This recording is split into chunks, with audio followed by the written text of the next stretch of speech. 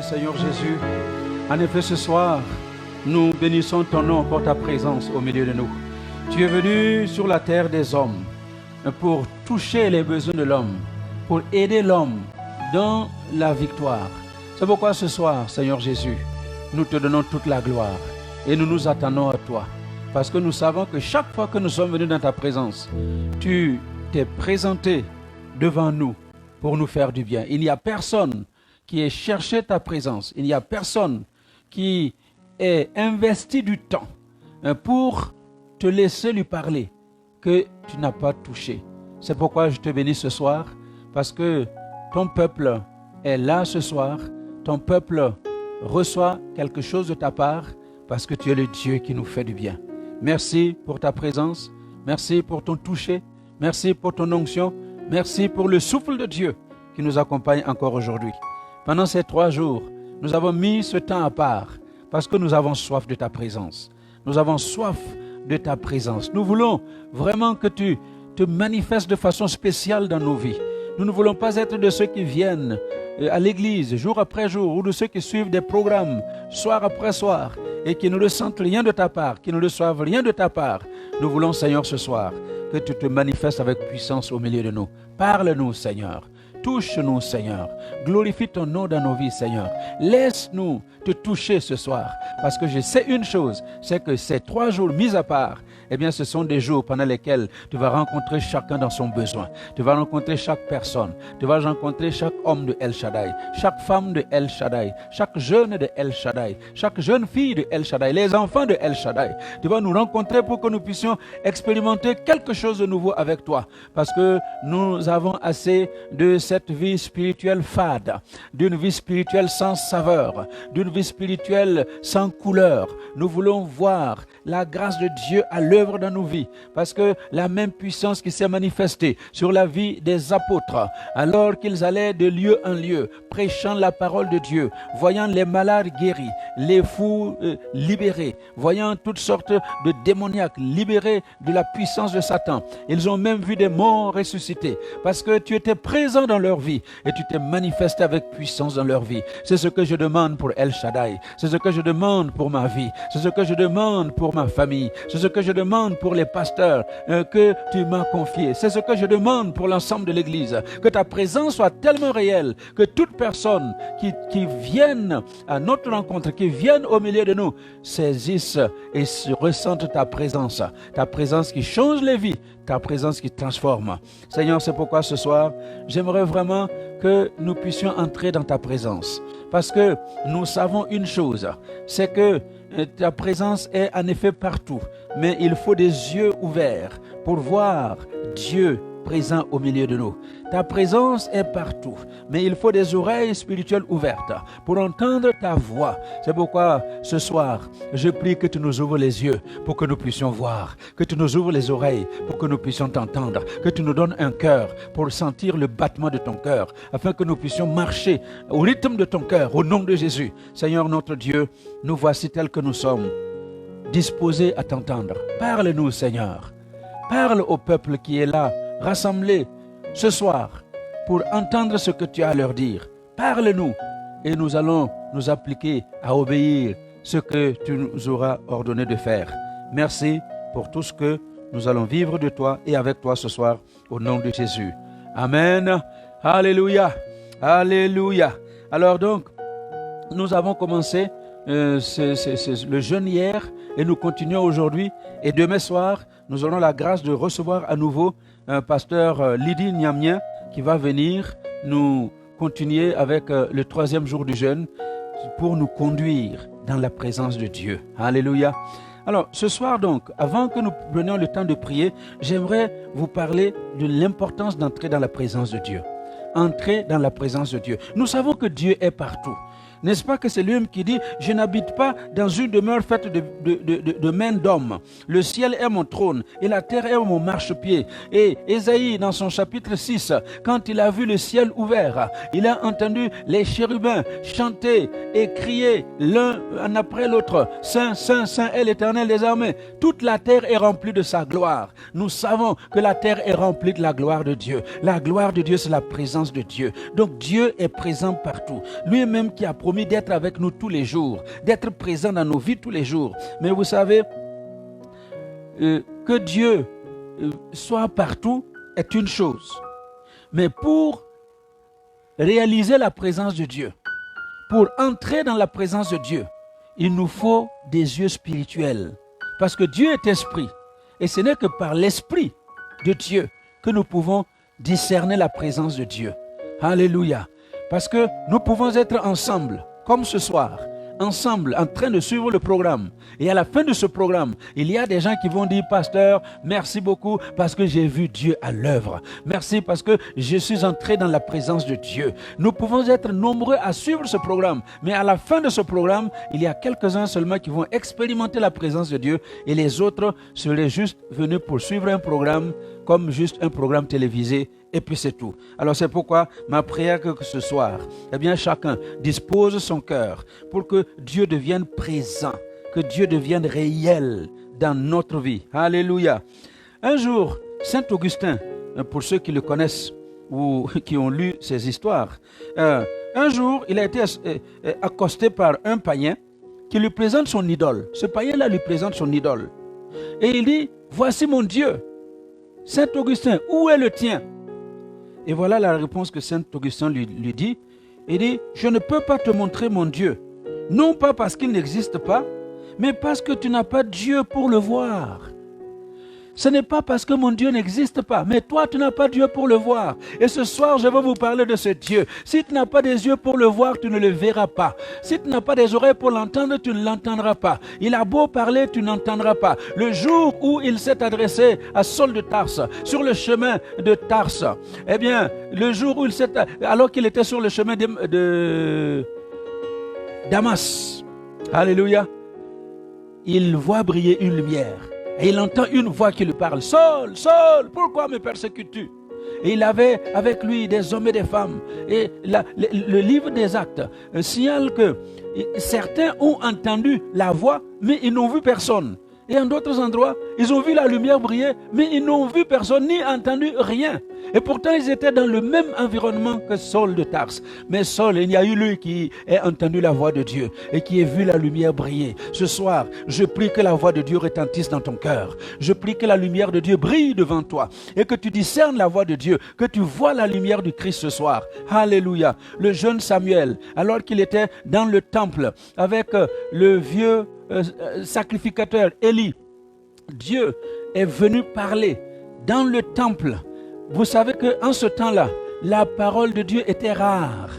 Et Dieu ne parlait pas comme il parlait dans le temps ou comme il parle aujourd'hui. La parole de Dieu était rare. Le sacrificateur Élie n'avait pas entendu la voix depuis des années. Et c'est peut-être comme toi. Depuis quand as-tu réellement entendu la voix de Dieu? Quelle est la dernière fois que tu as entendu la voix de Dieu? Quelle est la dernière fois que tu as vu la lumière de Dieu briller devant toi?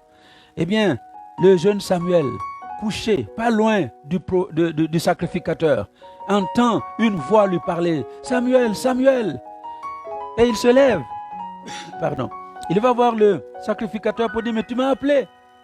Le sacrificateur dit, non, je ne t'ai pas appelé. Et par 3 fois, il va entendre la même voix. Et c'est finalement la 3e fois que le sacrificateur lui dit, la prochaine fois que tu vas entendre la voix, dis seulement, parle, Éternel, ton serviteur écoute. Pourtant, lui, il était là, il n'entendait rien. Eh bien, c'est pourquoi ce soir, tu peux être là, en train de me suivre, mais tu n'entends rien de la part de Dieu. Tu ne touches rien de la part de Dieu. Tu ne saisis rien de la part de Dieu. Pourquoi? Parce que ton cœur est fermé. Ton cœur est dur. Ton cœur est endurci. Parce que tu ne disposes pas ton cœur pour entendre Dieu. Au temps de sacrificateur Élie, tout le monde avait abandonné la recherche de Dieu. Et c'est pourquoi, dans ces temps de la fin, nous sommes disposés à rechercher Dieu. Je suis là ce soir parce que je veux chercher Dieu. Et j'espère que quelqu'un a pris vraiment ces 3 jours à cœur pour chercher Dieu, chercher la présence de Dieu. Je ne veux pas terminer ce programme sans avoir une rencontre réelle avec le Dieu vivant. que tu aies une rencontre personnelle avec le Dieu vivant. Parce que c'est cette expérience personnelle qui va te permettre de marcher dans la victoire. C'est cette expérience personnelle qui va t'amener à sortir victorieux de toutes les épreuves qui vont se dresser devant toi. Cette expérience personnelle va te donner de gravir les montagnes, de franchir les vallées.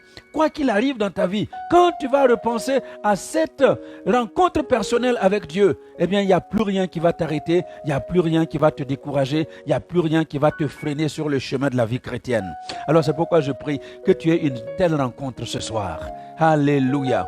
Que tu aies une telle rencontre ce soir. Et je prie pour tous mes bien-aimés, vous qui me suivez de l'Afrique, qui me suivez de l'Europe, qui me suivez des Amériques, vous qui me suivez de l'Asie, que Dieu se manifeste là où vous êtes. Que ce Dieu-là que je prêche se manifeste avec puissance là où vous êtes. Que vous expérimentiez la présence de Dieu. Alléluia. Et que dès ce soir, tu expérimentes la présence de Dieu, le toucher de Dieu. Mon Dieu n'est pas loin. Mon Dieu est très près. Il est présent dans ton salon. Il est présent là où tu te trouves. Mais si tes yeux ne sont pas ouverts, tu ne vas pas le discerner. Si tes oreilles ne sont pas ouvertes, tu ne vas pas l'entendre. Alléluia. Entrons dans sa présence. Entrons dans sa présence. Je vous laisse une question. Pourquoi il faut entrer dans la présence de Dieu? Pourquoi?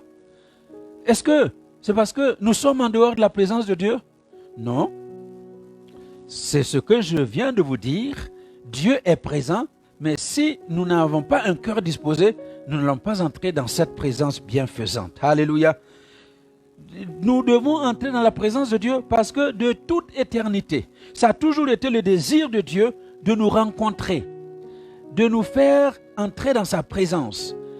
Depuis la création de l'homme, Dieu a toujours voulu nous rencontrer. C'est pourquoi dans le jardin d'Éden, il descendait et le matin et le soir pour rencontrer Adam, pour que Adam soit dans sa présence, pour que Adam entre dans sa présence. Et il conversait avec Adam chaque soir, chaque matin. Alléluia. Et quand Adam a péché et que Dieu a décidé de se manifester encore au travers d'un peuple, le peuple d'Israël, pendant qu'il sortait de l'Égypte pour aller vers le pays promis, en plein milieu du désert, Dieu a fait construire un tabernacle. L'endroit avec l'arche de l'alliance de l'Éternel, cet endroit où Dieu a décidé de se manifester pour que le peuple de Dieu expérimente sa présence. Dieu descendait au milieu de son peuple, alléluia, dans le tabernacle, sur l'arche de l'alliance, parce que le désir de Dieu a toujours été que l'homme, que nous sommes, entre dans sa présence. Alléluia.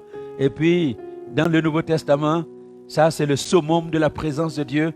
Nous n'allons plus le rencontrer dans un endroit, comme Israël devait le rencontrer dans le tabernacle ou dans le temple. Maintenant, avec le règne du Christ dans l'économie de la grâce, eh bien, il a envoyé le Saint-Esprit, Dieu le Saint-Esprit, pour résider dans le cœur de l'homme, pour habiter au milieu de nous, habiter en nous, en sorte que nous sommes nous-mêmes devenus le temple de Dieu. Alléluia. Je deviens le temple de Dieu. Mon cœur devient le temple du Saint-Esprit. Il habite en moi. Et c'est moi qui me balade avec Dieu. Ce n'est plus Dieu qui attend que je vienne à sa rencontre. Partout où je suis, Dieu est avec moi. Là où tu es, ton Dieu est avec toi. Parce qu'il est présent. Alléluia. C'est toujours son désir que nous entrions dans sa présence. Mais même étant en nous, étant à l'intérieur de nous, si nous ne sommes pas disposés, nous n'allons pas discerner la présence de Dieu en nous. Écoutez-moi bien.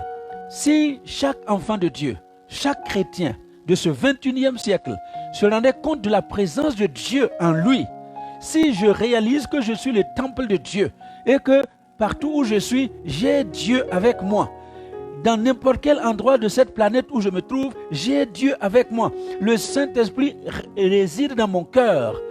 Si j'ai cette conviction et que j'ai cette compréhension de la chose, il y a des choses que je n'allais plus faire. Il y a des choses que tu ne vas plus faire. Si tu réalises que Dieu est présent en toi et avec toi, il y a des choses que tu ne vas plus faire. Parce qu'il y a des choses que tu fais simplement parce qu'il n'y a personne pour te surveiller.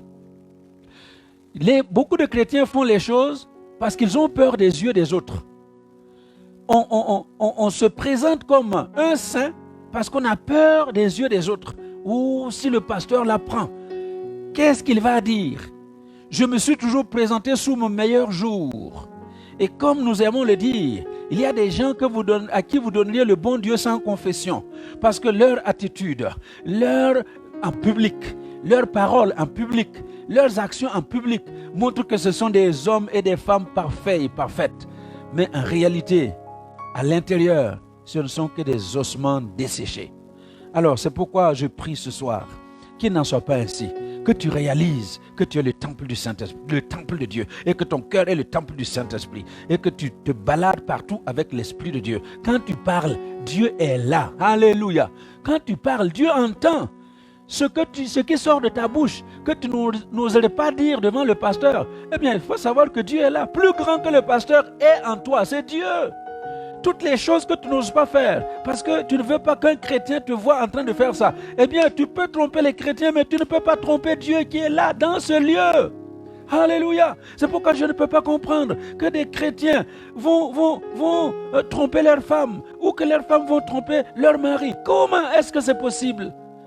Là où tu te trouves, dans le coin le plus noir, Dieu est là, et il te voit. C'est pourquoi c'est absolument indispensable ce soir que nous entrions dans la présence de Dieu, que nous réalisions que Dieu est là avec nous, que je transporte Dieu. Alléluia. Je marche avec Dieu. Et parce que je marche avec Dieu, je ne peux pas me comporter n'importe comment. Je ne peux pas parler n'importe comment. Je ne peux pas agir n'importe comment. Je ne peux pas laisser mes pensées se disperser n'importe comment. Parce que Dieu est en moi. Tel Dieu pense, tel je vais penser. Tel Dieu parle, tel je vais parler. Tel Dieu agit, tel je vais agir. Parce que j'ai Dieu en moi. Et tu as Dieu en toi si tu es un véritable enfant de Dieu. C'est pourquoi tu dois rechercher sa présence. Et ce soir, nous sommes là pour rechercher sa présence. Une deuxième question que je vous pose, mais qui peut entrer dans sa présence? Est-ce que tout le monde peut entrer dans la présence de Dieu? Ah ben, j'ai une mauvaise nouvelle pour vous. Non, tout le monde ne peut pas entrer dans la présence de Dieu. Pas tout le monde. Pas tout le monde. Est-ce que vous me comprenez bien ce soir? Le psaume 24. Le psaume 24, qu'est-ce qu'il nous dit? Versets 3 et 6. Qui pourra monter à la montagne de l'Éternel? Qui s'élèvera jusqu'à son lieu saint? C'est aller dans la présence de Dieu. La montagne de l'Éternel, c'est la présence de Dieu. Qui est-ce qui va pouvoir monter à cette montagne? Qui est-ce qui va pouvoir se lever jusqu'à ce lieu saint? Et il dit au verset 4, celui qui a les mains innocentes et le cœur pur. Celui qui ne livre pas son âme au mensonge et qui ne jure pas pour tromper. Alors celui-là au verset 5, il obtiendra la bénédiction de l'Éternel, la miséricorde du Dieu de son salut. Alléluia. Qui est-ce qui va pouvoir entrer dans la présence de Dieu? Ce n'est pas tout le monde. Ce ne sont pas tous ceux qui portent des médailles en croix ou des boucles d'oreilles en croix. Ce ne sont pas tous ceux qui se baladent avec des grosses Bibles ou qui chantent dans des chorales. Ce ne sont pas tous ceux qui prêchent l'évangile. Ce ne sont pas tous les prédicateurs qui peuvent entrer dans la présence de Dieu. Non, il dit, celui qui peut entrer dans la présence de Dieu, qui peut monter sur cette montagne sainte-là, c'est celui qui a les mains innocentes.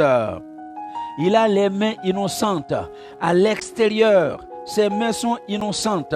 Ses mains n'ont pas étranglé des gens. Et j'aimerais vous dire, vous croyez que étrangler là, c'est attraper physiquement quelqu'un et puis vous l'étranglez jusqu'à ce qu'il meure. Non, il y a des hommes et des femmes qui étranglent leurs frères et leurs sœurs spirituellement.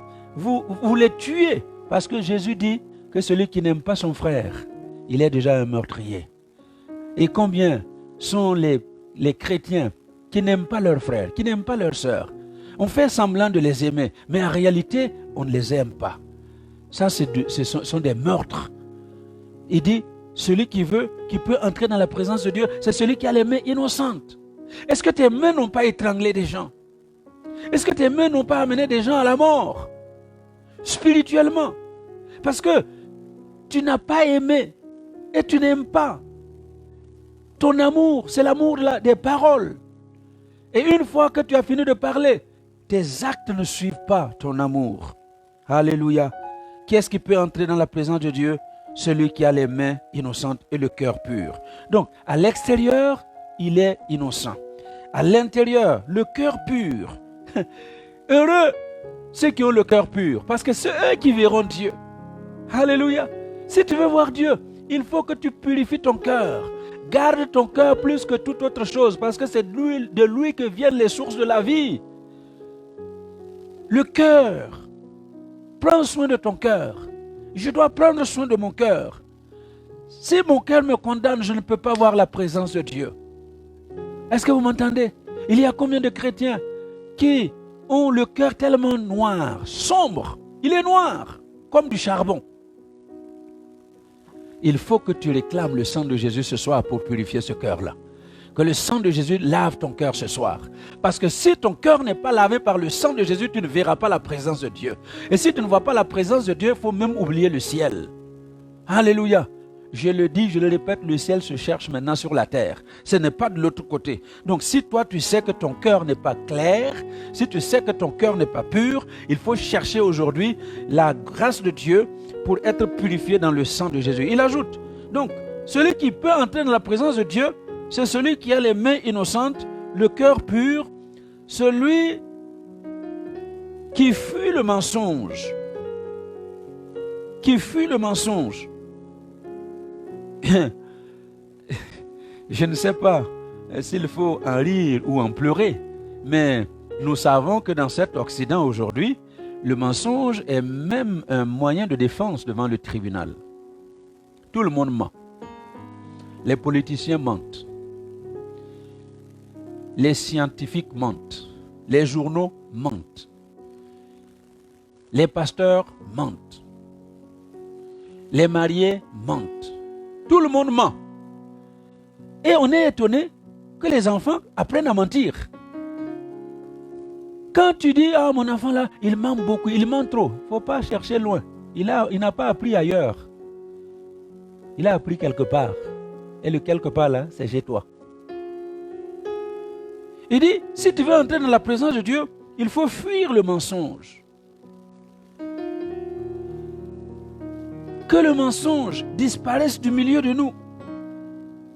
L'apôtre Paul disait aux Éphésiens chapitre 4 verset 25 que nous devons être vrais les uns avec les autres parce que nous sommes membres du même corps. Soyons vrais. Fuyons le mensonge parce que les menteurs n'hériteront pas le royaume de Dieu. Nous pensons que mentir là, il n'y a pas de petits mensonges, il n'y a pas de gros mensonges. Tout mensonge est mensonge. Et tout mensonge est péché. Et le péché nous éloigne de Dieu.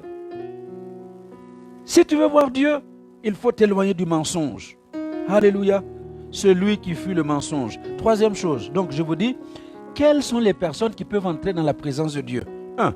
Ceux qui ont les mains innocentes et le cœur pur. 2. Ceux qui fuient le mensonge. Et la vérité, c'est leur nourriture de tous les jours. Ils sont prêts à mourir pour la vérité. Alléluia. Dans un commentaire, quelqu'un qui me demandait de laisser un mot sur la vie de notre frère Moïse Zeba, Moussa Zeba, qui est décédé il y a quelques jours de cela. Quelqu'un m'a demandé de laisser un mot sur lui. J'ai dit, Moïse Zeba, ça c'est l'homme intègre comme un vrai Burkinabé qui était prêt à mourir pour la vérité. Ce jeune homme-là, si quelque chose est vrai, il pourrait mourir pour cette chose-là. Parce que le mensonge ne faisait pas partie de sa vie. Et ma prière est que chacun d'entre nous devienne comme ça, prêt à mourir pour la vérité, loin du mensonge. Et quand tu rencontres le mensonge, vous savez, ce qui est plus tragique, c'est ceux qui acquiescent le mensonge. Toi-même, tu sais que c'est faux, mais tu acquiesces et tu véhicules le mensonge qui a été donné. Alors que le Seigneur nous aide à nous éloigner du mensonge ce soir. Troisième chose, donc, qui peut entrer dans la présence de Dieu? Celui qui a les mains innocentes, le cœur pur, celui qui fuit le mensonge. Troisièmement, celui qui ne jure pas pour tromper. Les trompeurs n'entreront pas dans la présence de Dieu. Ceux qui trompent ne peuvent entrer dans la présence de Dieu.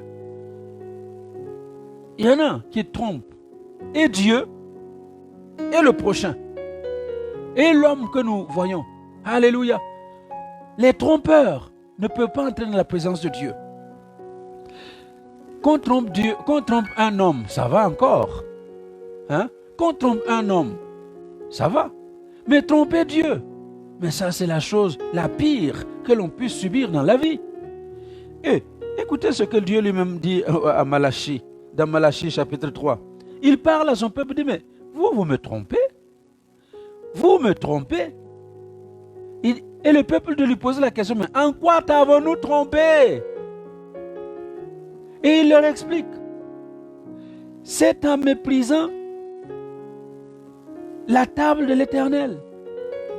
Quand vous vous amenez dans la présence de Dieu, une bête chétive, infirme, malade, est-ce que vous ne me trompez pas? Est-ce que vous oserez aller donner une telle chose à votre gouverneur? Est-ce qu'il va vous recevoir? Regardez, je vais le lire, parce que ça vaut le coup de lire. Malachie 3, versets 7 à 12. Il dit, depuis le temps de vos pères, vous vous êtes écartés de mes ordonnances. Vous ne les avez point observées. Revenez à moi, et je reviendrai à vous. Voilà. Revenez à moi, et je reviendrai à vous. Et nous sommes là pendant ces 3 jours pour revenir à Dieu. Il y a combien qui se sont éloignés? Eh bien, nous voulons revenir à Dieu. Et il dit, si vous revenez à moi, moi je reviendrai à vous. Et vous dites, en quoi devons-nous revenir? Un homme trompe-t-il Dieu? Verset 8. Car vous me trompez. Et vous dites, en quoi t'avons-nous trompé? Dans les dîmes et les offrandes. Vous êtes frappés par la malédiction et vous me trompez. La nation tout entière. Et c'est là le fameux verset que certains ne veulent pas qu'on cite, mais que la Bible a laissé encore écrite. Donc un verset que nous ne pouvons pas ne pas citer. Apportez à la maison du trésor toutes les dîmes afin qu'il y ait de la nourriture dans la maison. Mettez-moi de la sorte à l'épreuve, dit l'Éternel des armées, et vous verrez si je n'ouvre pas pour vous les écluses des cieux, si je ne répands pas sur vous la bénédiction en abondance. Pour vous, je menacerai celui qui dévore.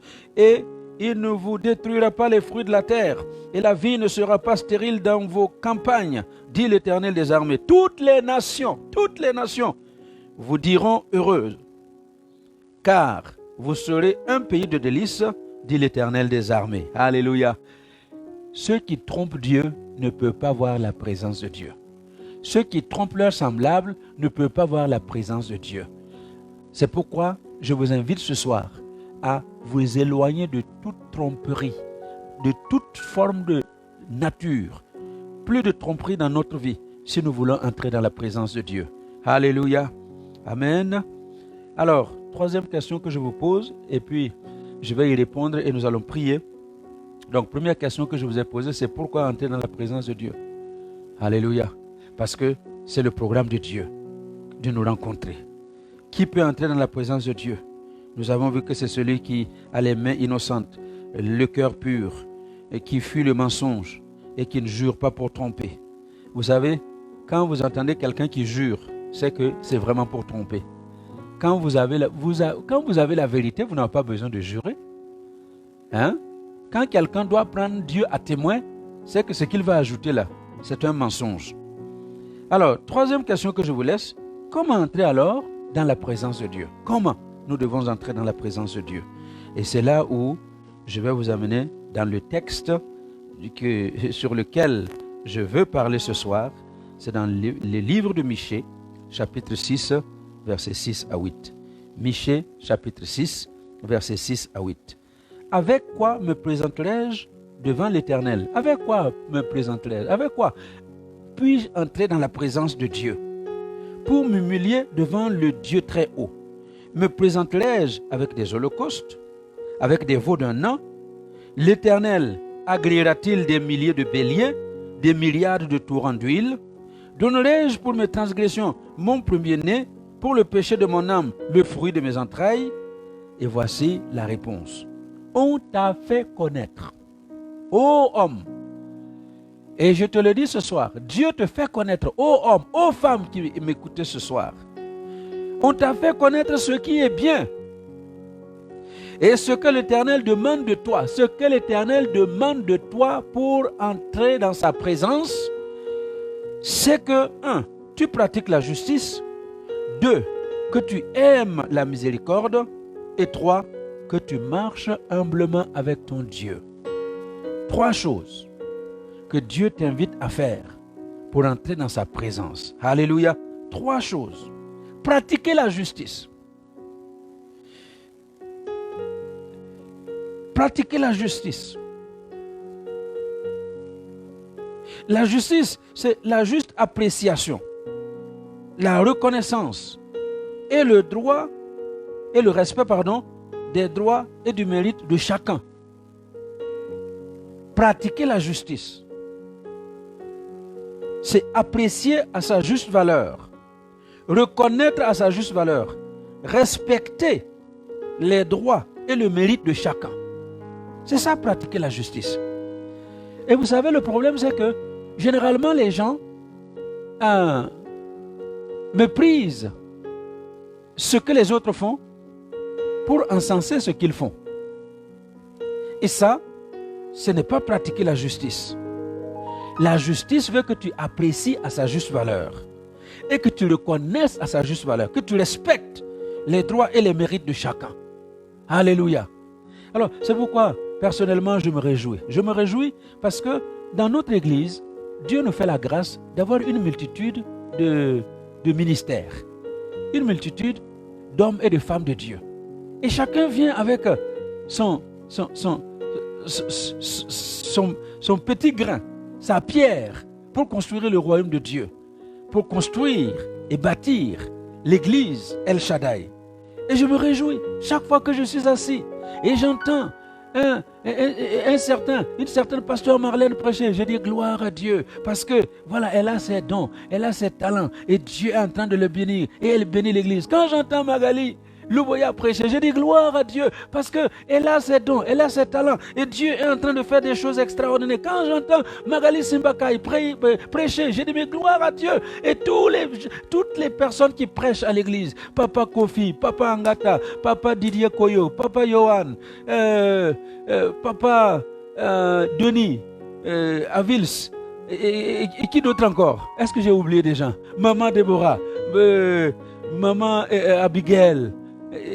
Qu'est-ce que j'ai oublié? Hein? Oh, Pasteur Eli, waouh! Oh là là! Hein? Et comment il s'appelle encore? Mon little big man. Hein? Hani Aqua. Donc, toutes ces personnes-là, quand je les entends prêcher, Maman Yvette, quand je les entends proclamer la parole de Dieu, je dis gloire à Dieu. Parce que Dieu a équipé des hommes et des femmes pour proclamer l'évangile à l'endroit du peuple de Dieu. Et je pense que c'est ça. Il faut reconnaître chacun à sa juste valeur. Reconnaître le droit et le mérite de chacun. Alléluia. Quand j'entends la louange chanter, je dis gloire à Dieu pour les talents que Dieu a donnés à Azaël, à Carlos, à Jenny, à Graciette, à Alexis. C'est mes amis qui chantent sans se fatiguer. Tatiana, quand j'entends toutes ces choses, je dis gloire à Dieu. Abigail a déjà prêché, elle n'est pas dans le lot de ceux qui chantent là. Alléluia, gloire à Dieu. Denise, quand je vois Denise, amen. Est-ce que vous voyez, c'est ça, vraiment, pratiquer la justice, c'est reconnaître le droit et le mérite de chacun. Et que dire de la servante que Dieu nous a envoyée depuis plus d'un mois maintenant et qui nous parle jour après jour, Maman Lydie Niamia, je dis gloire à Dieu parce que Dieu nous l'a envoyé au bon moment. Amen. C'est pourquoi vraiment pratiquer la justice, c'est ça. Il faut apprécier justement. Il faut reconnaître à sa juste valeur. Respecter les droits et le mérite de chacun. Est-ce que tu peux te discipliner à respecter les droits et le mérite de chacun dans ta maison, dans ton église, dans ta famille? Alléluia. Est-ce qu'on se comprend ce soir? Pratiquer la justice. Pratiquer la justice. Amen. Oui, il faut pratiquer la justice. Pas de double mesure. Pratiquer la justice, c'est avoir une balance juste. Pas de deux poids, deux mesures. Parce qu'il y a des gens qui ont des poids différents en fonction de la personne avec qui on traite. Hein. Mais pratiquer la justice, c'est avoir la même balance pour tout le monde. Alléluia. Si tu dois t'en prendre à une personne parce qu'elle a fait telle chose et maintenant que c'est quelqu'un qui est très proche de toi, qui fait la même chose, tu n'as pas la même rigueur, ce n'est pas normal. Tu ne pratiques pas la justice. Alléluia. Alors, Gardez-vous, nous prévient la Bible, de pratiquer notre propre justice. Cette justice-là, c'est la justice qui vient de Dieu. Notre propre justice n'est qu'un vêtement souillé. Nul n'est juste en soi-même. Et la vengeance appartient à notre Dieu. À lui, la rétribution et la vengeance. Alors c'est pourquoi toi, pratique la justice. Si tu veux entrer dans la présence de Dieu, il faut pratiquer la justice chaque jour. Deuxièmement, tu veux entrer dans la présence de Dieu, il faut aimer la miséricorde. La miséricorde, c'est avoir un cœur sensible à la misère d'autrui. Avoir le cœur sensible à la misère d'autrui.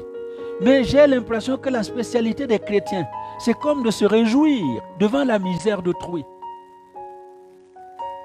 Il n'y a qu'à remarquer comment les gens véhiculent facilement les mauvaises choses qui arrivent. On entend que, oh là là, il y a telle famille, il y a quelqu'un qui est atteint de Covid-19. Allez, tout le monde, Covid-19 là-bas, faut faire attention, Covid-19. On est en train au lieu de pleurer, de prier pour que cette affaire s'arrête dans la famille de l'autre côté, eh bien, c'est comme si on était content. Oui, c'est bien que ça leur arrive. Comme ça, ils vont quand même savoir ce que c'est. Non, pas de miséricorde. Le cœur n'est pas sensible à la douleur d'autrui. Et ça, c'est la spécialité de l'Église de Jésus-Christ. Et vous voyez les publications sur Facebook, sur les réseaux sociaux. On véhicule des choses qui n'édifient personne, au contraire qui détruisent. Mais les bonnes choses qui arrivent dans les églises, vous n'en entendez pas parler beaucoup. Alléluia. Est-ce que vous m'entendez? Vous n'en entendez pas parler. Alléluia. Aujourd'hui, on parle beaucoup de la Nouvelle Jérusalem en Belgique. On parle beaucoup. Parce qu'il y a certaines choses qui se passent dans cette église. Est-ce que vous savez que dans l'église, là, il y a plusieurs femmes qui étaient là-bas sans enfants et que Dieu a miraculeusement visité et elles ont eu des jumeaux, des triplés. Est-ce que vous savez ça? Est-ce que vous savez que dans cette église-là, il y a des jeunes gens qui étaient là-bas, 10 ans en première année d'université, incapables de franchir les années à venir. Mais par la prière et par les conseils, par la guidance d'une bonne équipe, ils ont fini les études, sont devenus aujourd'hui des infirmières, des médecins, des ingénieurs. Aujourd'hui, ce sont des hommes et des femmes qui sont dans la société. Est-ce que vous saviez qu'il y a de telles choses qui se passent dans cette église? Est-ce que vous saviez qu'il y a eu beaucoup de choses qui se sont passées de façon extraordinaire? Mais ça, personne n'en parle. Mais quand il y a un malheur qui arrive, le malheur a frappé. Écoutez-moi bien, nul n'est à l'abri. Toi qui te réjouis aujourd'hui, tu n'es pas à l'abri. Il y a un vieux proverbe dans mon village qui dit, si tu n'as pas atteint l'autre rive, il ne faut pas te moquer de celui qui se noie. Donc toi, tu es de l'autre côté, tu vois, il y a un qui est en train de se dépatouiller dans l'eau et il se noie, tu te moques là. Tu n'es pas encore de l'autre côté. Tu peux te noyer aussi exactement comme l'autre. C'est pourquoi prions les uns pour les autres. Ayons de la miséricorde les uns à l'endroit des autres. Et soyons sensibles à la douleur d'autrui. Alléluia. Toi, tu n'es sensible que quand ça te touche de très près. Quand tu pleures, c'est quelqu'un qui est mort, vraiment dans ta ceinture là. Les morts des autres, ça ne te regarde pas. Quelqu'un d'autre peut mourir, ce n'est pas ton problème. C'est comme un chien qui est mort. Eh bien que le Seigneur nous aide à avoir un cœur sensible. Alléluia. Et un cœur sensible. La miséricorde te pousse à aimer. La miséricorde te pousse à l'amour. Et 1 Corinthiens 13 nous décrit l'amour, cet amour qui est patient, cet amour qui croit tout, qui pardonne tout, qui accepte tout, cet amour qui ne périt jamais. Ça, c'est le fruit de la miséricorde. La miséricorde, c'est ce que le bon Samaritain a manifesté. Alors qu'il y a les religieux qui sont passés, personne ne s'est arrêté pour s'occuper de cet homme qui gisait dans son sang en train de mourir. La miséricorde, c'est s'arrêter devant la misère d'autrui. La prochaine fois que tu vois quelqu'un qui est battu, laissé pour mort sur la route, ne passe pas à côté. Arrête-toi, occupe-toi de lui. C'est ça la miséricorde. Et c'est seulement comme ça que tu vas pouvoir entrer dans la présence de Dieu. Les autosuffisants n'entreront jamais dans la présence de Dieu. Amen. Alléluia. Alors, troisième chose, qu'est-ce qu'il dit? Ceux qui peuvent entrer dans la présence de Dieu, c'est ceux qui pratiquent la justice, ceux qui aiment la miséricorde et ceux qui marchent humblement avec leur Dieu. Ceux qui marchent dans l'humilité. Alléluia. Marchez dans l'humilité. L'humilité précède la gloire, mais l'orgueil précède la chute. Ça, c'est dans l'économie de Dieu. Nous pensons que plus on est gonflé, plus on a de la valeur. Non, non. Et Dieu dit, plus tu es dégonflé, plus tu as de la valeur. Et c'est pourquoi je prierai que Dieu me dégonfle complètement et totalement, qu'il me vide de moi-même pour pouvoir régner en moi, qu'il me vide de mon humanité pour pouvoir remplir ma personne de sa divinité. Que Dieu te vide de ton humanité afin que sa divinité te remplisse. Alléluia. L'orgueil précède la chute, mais l'humilité précède la gloire. Alors, si tu veux entrer dans la présence de Dieu, c'est en toute humilité que tu dois y entrer. Dans la présence de Dieu, on n'a pas besoin de diplôme. Ah, moi je suis le docteur, je ne sais pas qui.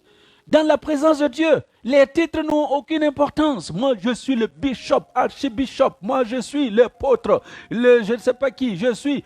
Dans la présence de Dieu, tous ces titres-là n'ont aucune valeur. Dans la présence de Dieu, c'est le cœur qui compte. Alléluia. Viens humblement dans la présence de Dieu. Et alors, en ce moment-là, il va t'accueillir.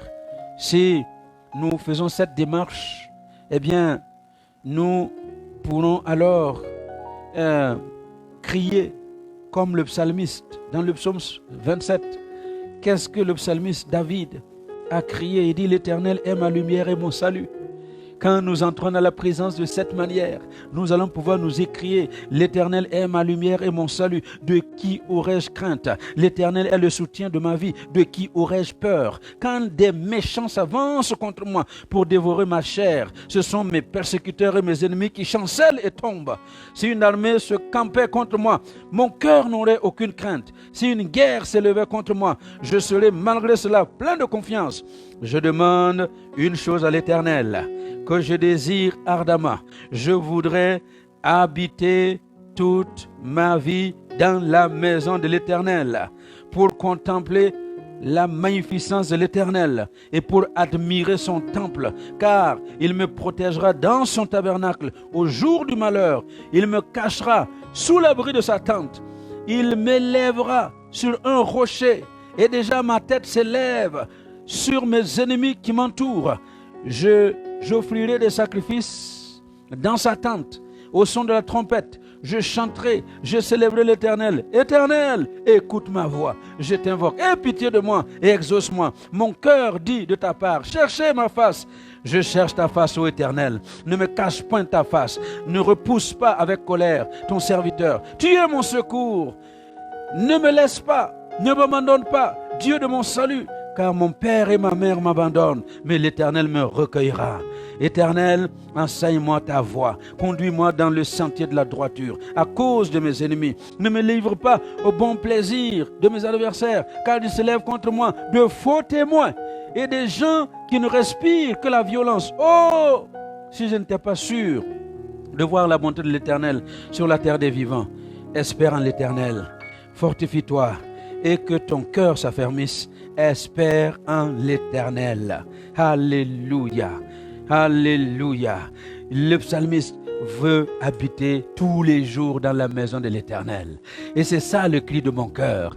Que après ces 3 jours, eh bien, nous ayons pris vraiment le temps de nous approcher de Dieu. À tel point que nous pouvons dire, oui, j'habite dans ta maison. Et tous les jours de ma vie, je veux résider dans ta présence. Eh bien, que la présence du Seigneur devienne réelle dans ta vie et que tu expérimentes cette présence bienfaisante qui te fera vraiment du bien et qui te donnera de marcher dans la victoire au nom de Jésus. Amen. Alléluia. Alléluia. Nous remercions le Seigneur ce soir parce que c'est lui seul qui est capable vraiment de nous faire entrer dans sa présence. De nous-mêmes, nous sommes incapables.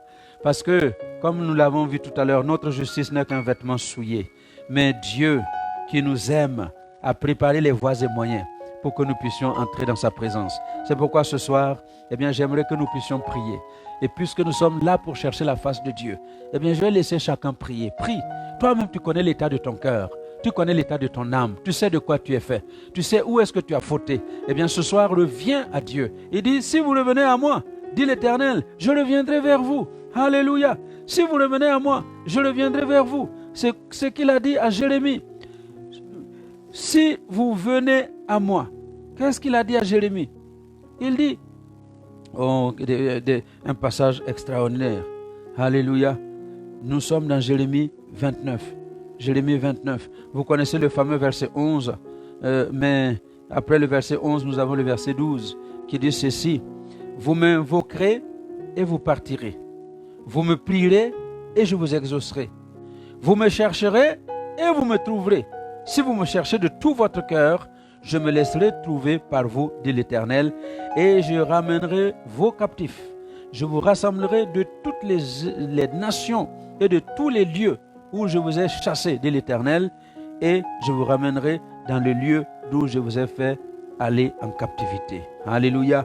Alors, cherchons Dieu ce soir. Cherchons-le ce soir. Et il va se laisser trouver. Parle-lui. Tu connais ton cœur. Parle-lui. Tu connais l'état de ton cœur. Parle-lui. Et qu'il vienne nous aider à entrer dans sa présence. Alléluia. Alors élevons nos voix et prions. Seigneur, je te bénis ce soir. Je te bénis parce que ce n'est pas pour rien que tu nous as amenés à décréter ces 3 jours pour passer dans ta présence, afin de te laisser nous visiter, afin de laisser ton esprit nous envahir. Seigneur, sans toi, nous ne pouvons rien. Si tu ne te manifestes pas en nous, avec nous, au milieu de nous, où est-ce que nous pouvons aller? Qu'est-ce que nous pouvons faire? Nous avons besoin de toi. Nous comptons sur toi ce soir. Tu connais mon cœur, tu connais l'état de mon cœur, tu connais l'état du cœur de mon frère. Seigneur, ce soir, ne nous traite pas selon nos manquements, ne nous traite pas selon nos iniquités, ne nous traite pas selon nos péchés. Mais je viens avec le peuple qui a suivi ce programme ce soir, revêtu du sang de Jésus. Seigneur, je ne viens pas revendiquer quelque chose d'autre que le sang de Jésus, le sang précieux qui a coulé à la croix du Calvaire, le sang qui a lavé nos péchés depuis 2000 ans à la croix. Eh bien que le sang de Jésus lave les cœurs ce soir, purifie les cœurs. Tu connais l'état dans lequel se trouve le cœur de mon frère.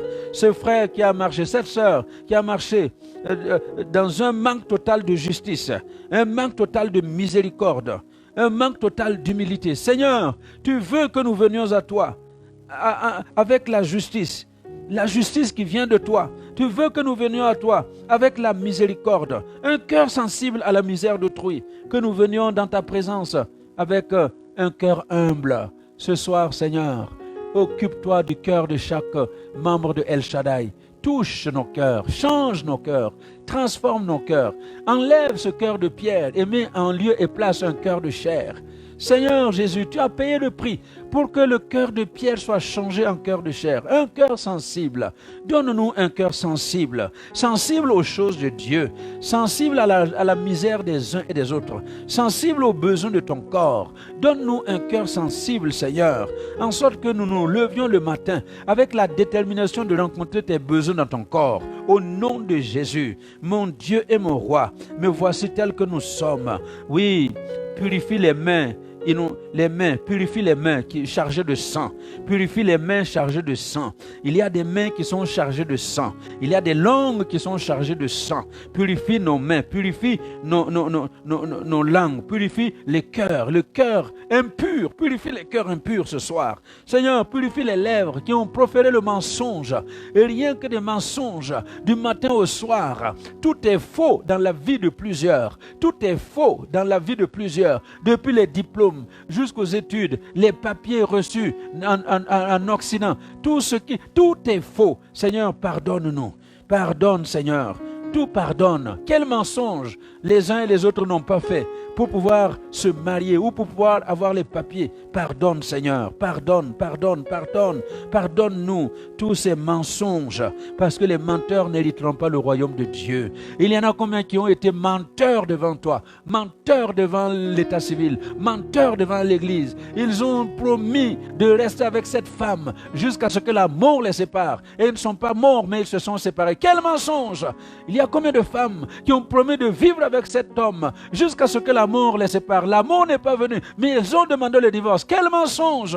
Pardonne les mensonges de ton peuple, Seigneur. Il y a combien de politiciens chrétiens qui ont fait des promesses électorales. Oui, votez-moi, je vais faire ceci, je vais faire cela. Et une fois votés, ils ont oublié ce qu'ils ont promis. Quel mensonge!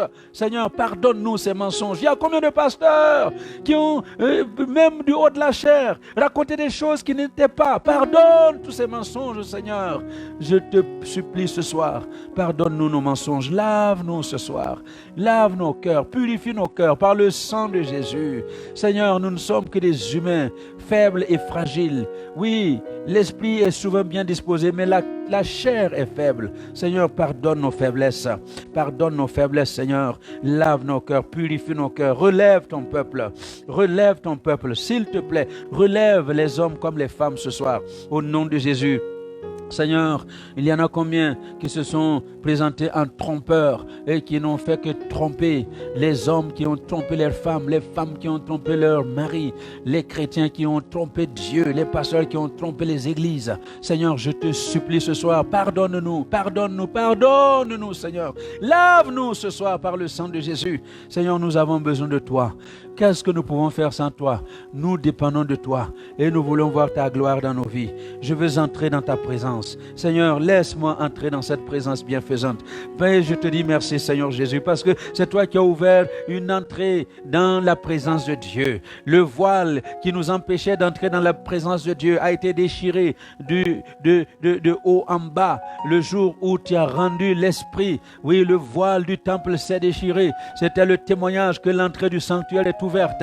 Je peux entrer dans la présence de Dieu. Aujourd'hui, je te bénis parce que je n'ai pas besoin d'un bouc, je n'ai pas besoin d'un taureau, je n'ai pas besoin d'un agneau sacrifié pour me présenter avec son sang dans ta présence. Aujourd'hui, je me présente dans ta présence avec le sang de l'agneau de Dieu, le précieux sang de Jésus. C'est ce sang qui nous ouvre l'entrée du sanctuaire. Ce sang nous a frayé une route nouvelle. Ce sang nous permet d'entrer dans la présence de Dieu. Et ce soir, j'entre dans la présence de Dieu avec le sang de Jésus. Je m'introduis avec El Shaddai dans ta présence avec le sang de Jésus. Seigneur, ce soir, pardonne El Shaddai à cause du sang de l'agneau. Seigneur, ce soir, pardonne l'ensemble de l'Église à cause du sang de l'agneau. Seigneur, pardonne-nous ce soir et permets-nous d'accéder à ces choses qui ont été préparées pour nous, mais qui étaient retenues parce que nous n'avions pas accès à ta présence.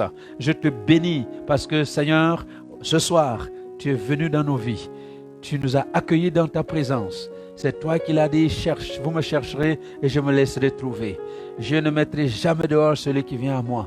Ce soir, nous sommes venus à toi et je sais que tu ne nous as pas mis dehors. Merci de nous accueillir dans ta présence.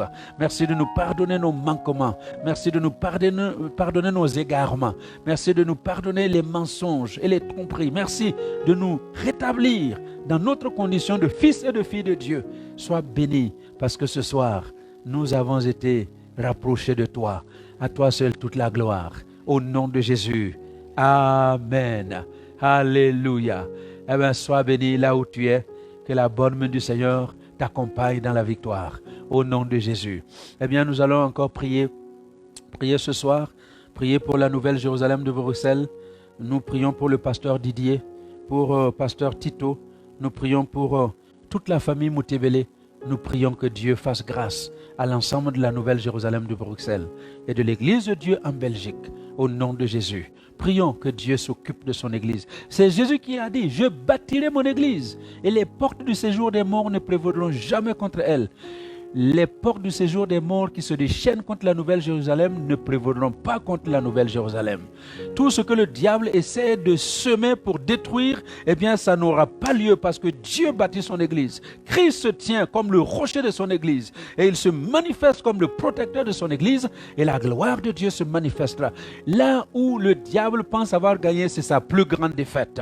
Il pense avoir gagné, mais c'est sa plus grande défaite. Le jour où il a pensé avoir gagné en faisant mettre Jésus à la croix et en le mettant au tombeau, ça a été le jour de sa plus grande défaite. Parce que 3 jours après, Jésus est ressuscité d'entre les morts et il est monté au ciel et il intercède pour nous. C'est pourquoi je sais que cette période d'épreuve, cette période d'attaque va s'arrêter et la gloire de Dieu va se manifester sur l'Église. Prions. Seigneur, merci. Merci infiniment pour le pasteur Didier. Merci pour le pasteur Tito. Merci pour tes servantes Lydia, Grâce, Aimée. Merci infiniment pour leurs maris et leurs épouses. Merci parce que tu es le Dieu qui soutient cette famille. Pendant des années, je les ai côtoyés pendant une douzaine d'années. Je n'ai jamais vu qu'ils ont été abandonnés. Pendant une douzaine d'années, j'ai marché à côté d'eux, au milieu d'eux. Je n'ai pas vu la main de Dieu les quitter. C'est pourquoi je sais, Seigneur, que dans cette épreuve, tu te tiens derrière eux. Tu les entoures par devant et par derrière. Tu les protèges contre les agressions de ce monde des ténèbres. Oui, c'est vrai, c'est dur. C'est vrai que c'est la souffrance. C'est vrai que ce sont les pleurs. Mais le soir arrivent les pleurs et le matin l'allégresse. C'est pourquoi je prie, Seigneur, que tu essuies les larmes et que tu te glorifies dans la vie de cette Église. Merci de protéger l'ensemble de l'Église et de te glorifier dans l'Église au nom de Jésus. Amen. Seigneur, nous te présentons nos bien-aimés qui ont besoin de ton toucher. Nous te remercions parce que nous avons prié pour Fanélia hier. Aujourd'hui, nous avons eu de très bonnes nouvelles. Merci parce que tu as touché son corps et elle est en bonne santé et que la gloire de Dieu continue de l'accompagner dans la victoire. Au nom de Jésus. Fanélia, que Dieu te bénisse là où tu te trouves. Que la bonne main du Seigneur te couvre et que tu expérimentes le toucher et la bonté de Dieu. Alléluia. Une prière spéciale pour Maman Christine de Brazzaville. Merci, que Dieu te bénisse là où tu te trouves, que sa faveur repose sur toi, que tu expérimentes la bonté de Dieu. Et vous qui nous suivez de Brazzaville, de Pointe-Noire, de Kinshasa, qui nous suivez d'Abidjan, de Ouagadougou, de Bobo-Dioulasso, vous qui nous suivez de Cotonou, de Lomé, vous qui nous suivez de Bruxelles, de Anvers, de Paris, de l'Allemagne, de l'Espagne, vous nous suivez à Lima Consega qui nous écoute, qui nous suit depuis l'Espagne, que Dieu te bénisse là où tu te trouves. Nous bénissons tous ceux qui nous suivent des États-Unis, du Canada, que Dieu vous fasse du bien, que Dieu se souvienne de vous et qu'il rencontre votre besoin au nom de Jésus. Soyez bénis et rendez-vous à demain 19h pour la suite avec Madame Niamia au nom de Jésus. Amen. Notre Père qui es aux cieux, que ton nom soit sanctifié, que ton règne vienne, que ta volonté soit faite sur la terre comme au ciel. Donne-nous aujourd'hui notre pain de ce jour. Pardonne-nous nos offenses, comme nous pardonnons aussi à ceux qui nous ont offensés. Et ne nous soumets pas à la tentation, mais délivre-nous du mal. Car c'est à toi qu'appartiennent le règne, la puissance et la gloire pour les siècles des siècles. Amen. Que la grâce de notre Seigneur Jésus-Christ, l'amour de Dieu notre Père et la communion de l'Esprit Saint vous accompagnent tout le long de cette soirée. Nous prions au nom du Père, du Fils et du Saint-Esprit. Amen. Soyez bénis et à demain 19h.